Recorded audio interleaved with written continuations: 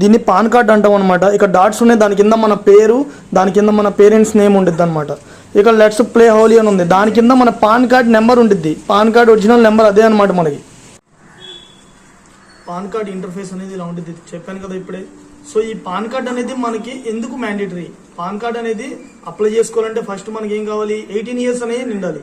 So pan కార్డ్కి eligible ఎవరు? 18 years ఎవరికైతే వచ్చాయో వాళ్ళు పాన్ కార్డ్కి ఎలిజిబుల్ అనమాట. సో ఈ పాన్ కార్డ్ మూలంగా ఏంటి? మనకు ఐటీ రిటర్న్స్ అని ఉంటాయి, income tax report.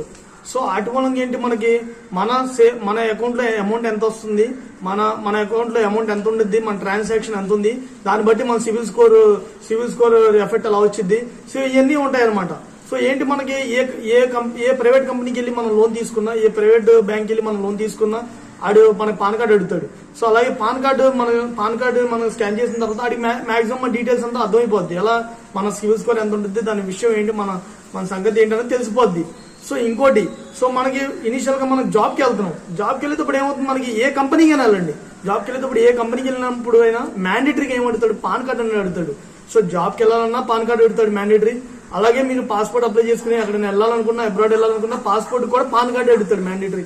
So job లో అయితే మీకు పాన్ కార్డు లేకుండా జాబ్ అనేది ఇవ్వడు. పిఎఫ్ అకౌంట్ ఉన్న జాబ్ పాన్ కార్డు లేకుండా జాబ్ అనేది ఇవ్వడు. సో అందరూ పాన్ కార్డు అనేది అప్లై చేసుకోండి. సో మీ బీటెక్ కన్నా ముందే పాన్ కార్డు అప్లై చేసుకోండి. మీరు జాబ్ అప్లై చేసేటప్పుడు పాన్ కార్డు అనేది అవసరం ఉంటుంది అనమాట.